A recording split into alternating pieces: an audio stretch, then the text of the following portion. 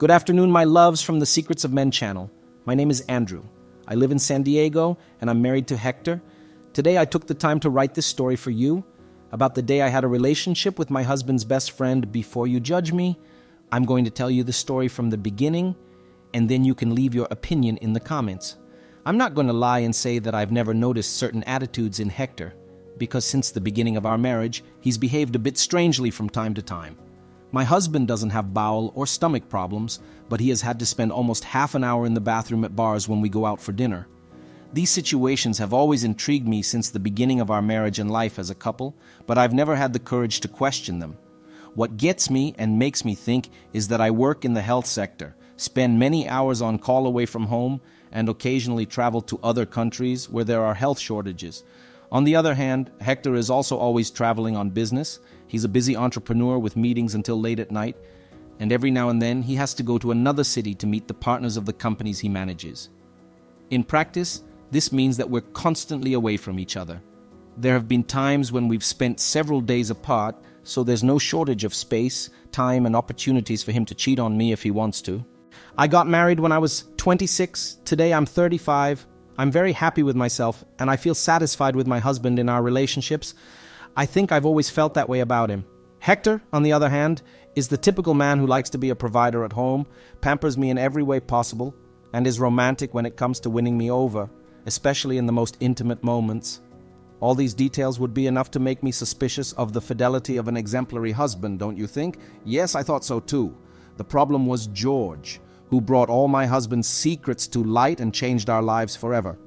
George is one of Hector's best friends, and they have been close since before our relationship began. George was married and lived in a neighboring town until recently. Sometimes we would go there during the vacations to visit him and his wife, but it was my husband who usually went the most because there was always a meeting, event, or business conference in his town. I knew the route off the top of my head, even though I wasn't there with them. Hector would leave the meeting in the evening, go to the bar to meet George, and they would drink until dawn. Then my husband would go back to the hotel and rest until it was time to go home. On one of these occasions, my man forgot his email open on my laptop, and the receipts for his Uber rides arrived. First, I received the message indicating that Hector had gone to the Congress, then the notification that he was going to the bar, and finally the one that caught my attention. He hadn't returned to the hotel at the end of the night. My husband's final address was on George's street, meaning that my husband had probably chosen to sleep at his best friend's house rather than at the hotel. Who hasn't? It was a cold night in the city. Everything was normal so far, nothing to worry about.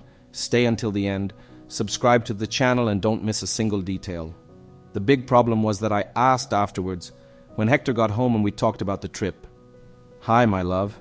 How was sleeping without me?" "It was very cold, my love, but I got used to it. I slept alone in the hotel bed." You slept in the hotel?" A chill went down my spine just then. Where else was I going to sleep, Andrew?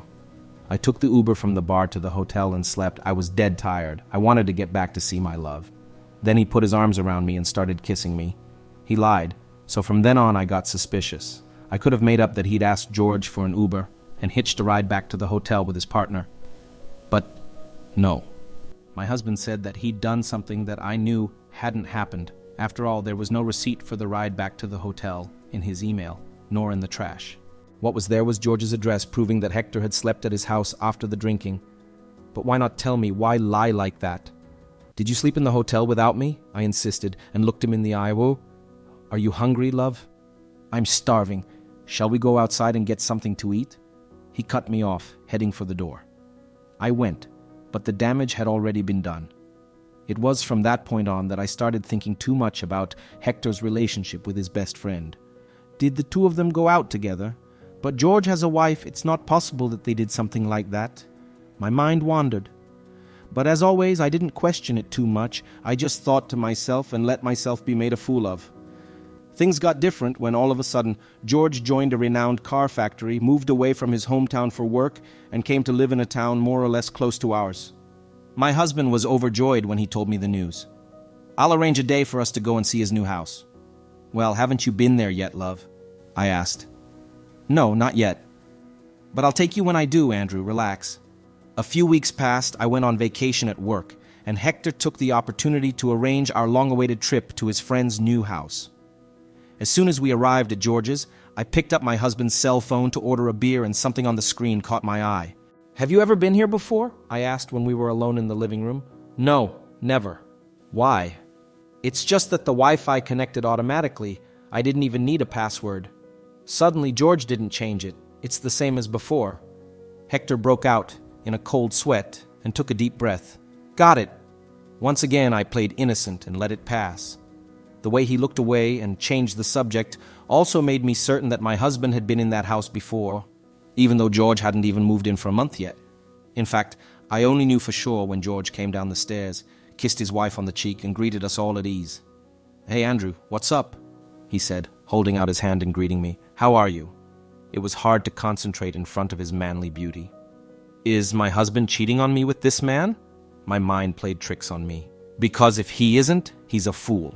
I didn't realize George was so wonderful. I had to put up a lot of resistance so as not to make a pass in front of his wife. A curious event during our stay at George's new house was when I woke up at dawn and found Hector in bed with me, so I got up to see where he was. I went into the bathroom and heard noises in the living room, where I found the two of them, each on a sofa. "What are you doing up at this hour?" I asked.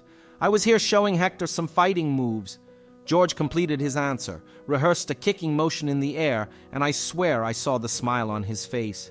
You know when there's a warm smell of lies in the air, and you know that some intense activity has taken place? I was playing dumb, but I wasn't innocent. The two of them had certainly been up to something, and my suspicions were running high. It didn't seem to be all in my head. One weekend, Hector and I had friends over for lunch. We ordered beers, put on some music, and talked until the wee hours. It was late at night when my cell phone ran out of battery, so I asked for my husband's cell phone to leave the music playing and was surprised when he unlocked it to give it to me. I've never been one to go through my husband's things for no reason, but he gave me the phone, went back to the barbecue, and I accidentally read the pair of little eyes that George had sent me in messages. I thought twice, looked around, and didn't hesitate any longer. I went out and read the rest of the conversation, and my mouth dropped open at so much information. There was everything I needed to read. The material confirmation of all the things that were going on between them under the covers. "I loved what we did, Hector. I've never done that before." George confessed in an old message. "You've never had sex with another man?" my husband asked. "Never. Andrew can't even know that." Instead of being angry, I felt stimulated, and for several reasons. First, there was the betrayal itself, then the fact that Hector had never gone any further with me, but with another man in the street, and not just any man. George has an edge. The more I read the conversations, the more I realize that the two of them were getting more and more involved, enjoying each other beyond belief, and practically having a steady relationship without me or George's wife knowing about it. I mean, I knew all about it, but Hector and George weren't aware of it, and probably felt too safe to do it in secret. Then a trip we had booked arrived. My husband and I agreed to arrive on Friday night and leave on Sunday afternoon. We shared a huge room with George and his wife, and we took it in turns for each couple to sleep one night in the living room and another night in the bedroom. In the living room there was a huge sofa, in the bedroom there was a double bed, so no one was in any trouble, and we were able to make ourselves very comfortable. We arrived in the late afternoon, unpacked our bags, went out to eat and drank wine until late at night. If the early hours of Friday to Saturday went by without a hitch, Saturday to Sunday was where it all happened. I'd been a little suspicious since the afternoon when we went to the mall to eat, and Hector snuck off to the bathroom with George for almost 10 minutes straight. His wife didn't say anything, and I also pretended to be unaware, but the wine goes in and the truth comes out. Isn't that how it works? We started drinking at the end of the night, but I was tired, so I went to bed before my husband, and it was our turn to sleep on the sofa bed in the living room. My husband went to bed with me around 1 o'clock in the morning. We went to sleep, but around 3 o'clock in the morning I found myself alone and was startled to realize that Hector wasn't there. Are they doing what I think they're doing? I thought to myself, if you like this story, don't forget to leave a like and subscribe to the channel. I got up on my tiptoes, went into the bathroom, and saw not a shadow of anyone. I passed the door to the double bedroom, looked through the crack, let my eyes get used to the dark, and there was the proof of the crime. No sign of George, just his wife snoring loudly in bed. Time to act, but where? They couldn't be too far away. I remembered the WhatsApp conversations, walked quietly to the living room window, snooped around the corner of the curtain, and well, I could see from a distance the two of them doing everything they were entitled to, and without stopping. The husband and I returned home on Sunday afternoon. I kept quiet and pretended I didn't know anything, but the truth was that all my brain could think about was George, and I couldn't hold back any longer. I had to come up with a perfect plan to have a relationship with him too. If my husband said I could, why couldn't I? That's my right, isn't it? At least I thought so. The only thing missing was the perfect opportunity. And it came about 2 weeks after the trip, when I took advantage of a gap in Hector's schedule, grabbed his cell phone to look through it, and saw the conversation with his best friend. My wife is spending the weekend at her mother's. I'll be alone here for 2 days. Will you be able to make it? I'd like to, but this weekend is going to be busy for me.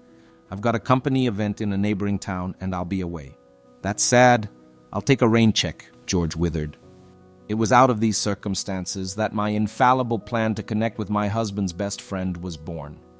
I took advantage of Hector's trip on Friday morning, worked my ass off, and barely saw the day go by and the night arrive.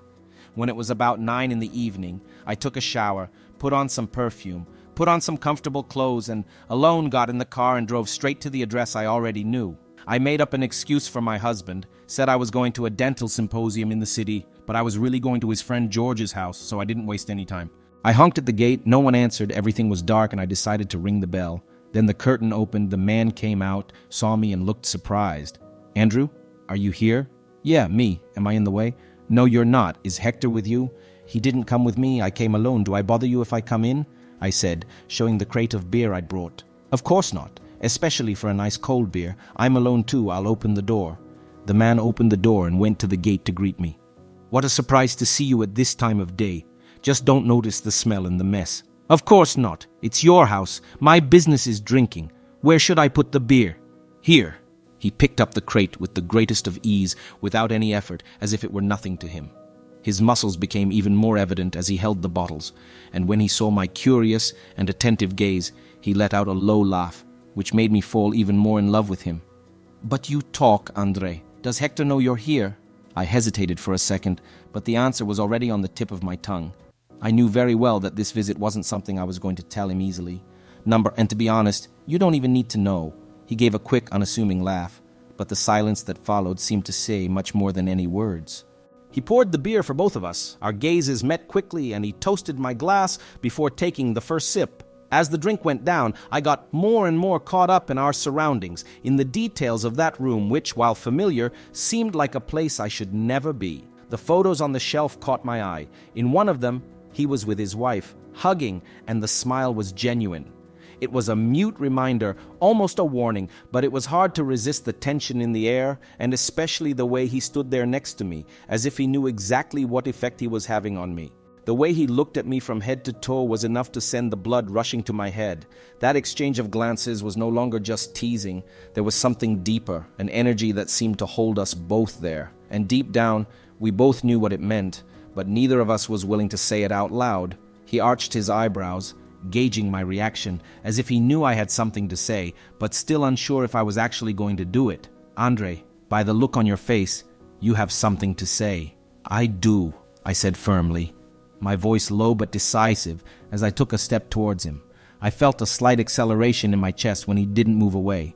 On the contrary, he stood there, staring at me without blinking, almost daring me to continue. The light smell of cologne mixed with the freshness of the beer brought us even closer, creating an electric atmosphere. I could feel the intensity in his gaze, firm, as if he was waiting for me to take the initiative. Speak up then, he whispered. Then I came close to him, almost to the point of kissing him. What's that, Andrew? I'm married and you're my friend's husband, he said, his voice full of confusion and a little shock, although there was a sparkle in his eyes that made everything more interesting. I could see that, behind his surprised expression, George wasn't as far away from this idea as he wanted to show.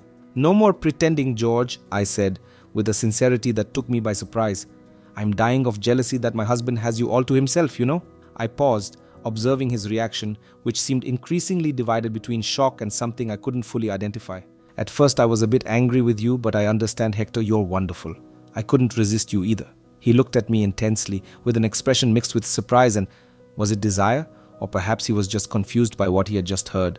He was trying to absorb what I had said, while his eyes passed over every detail of my face, as if he was searching for some explanation for my sudden sincerity. With each passing second, the atmosphere around us seemed to become more electric, almost palpable, as if the air between us was charged. "But what do you want then?" he asked, still looking a little lost, as if he didn't know what to think about it all. The tone of his voice was a mixture of hesitation and curiosity, as if he was testing the reality of what I was saying.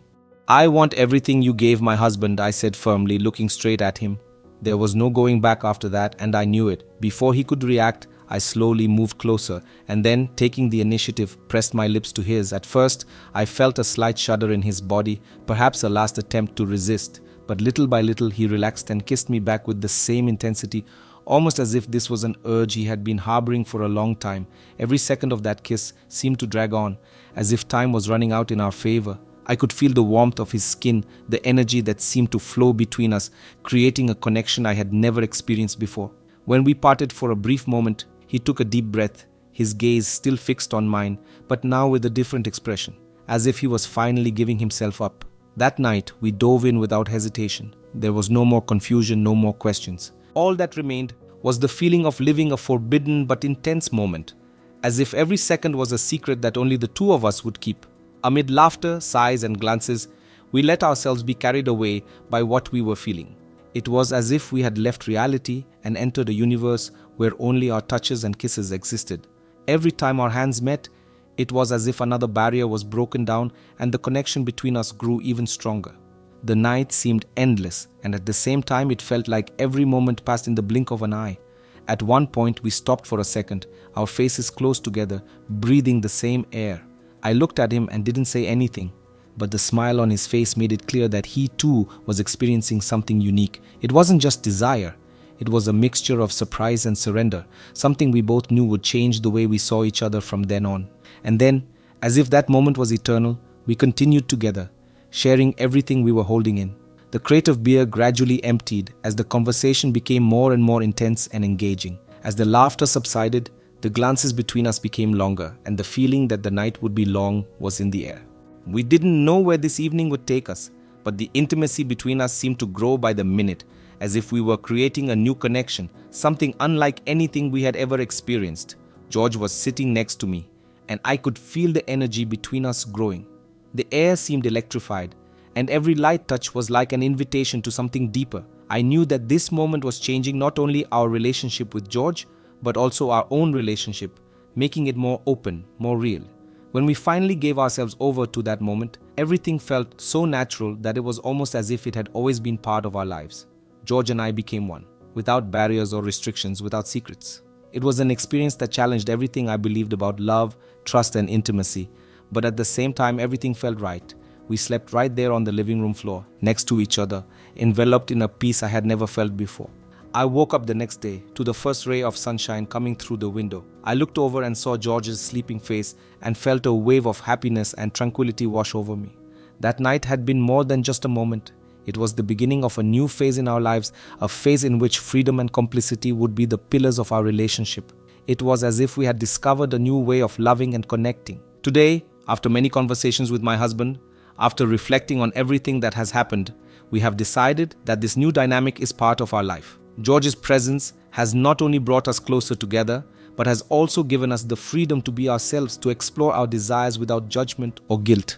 There are no more secrets between us, and this has only strengthened our relationship. We started going out together with George, and what used to be a secret is now experienced naturally. Nothing needs to be hidden. It's the three of us, sharing experiences and moments that bring us happiness and connection. Our outings have become a ritual, an opportunity to reconnect, get out of the routine, and experience something different together. George's presence is like a bridge between what we were and what we are becoming, and each meeting is a chance to explore new possibilities, to discover sides of ourselves that we had never imagined. We have become inseparable. George, my husband, and I form a team that is always on the same page, each respecting the other's space and feelings. When we're together, everything flows lightly and naturally. There's no rush, no pressure, just the freedom to be who we really are. It's as if we found a perfect balance, where we each have our place and role. The conversations are deep and sincere, and the complicity we've built only grows every day. Today, George is part of our lives in a way that I would never have imagined before, and this new dynamic has brought a lightness and happiness that I didn't even know I needed before. It's curious to see how love and desire can change, how they can adapt and grow over time. What once seemed impossible to me is now a reality that we embrace with joy and no regrets. And what did you think of this story? Let us know in the comments. Don't forget to leave a like and subscribe by activating the bell so you don't miss any videos.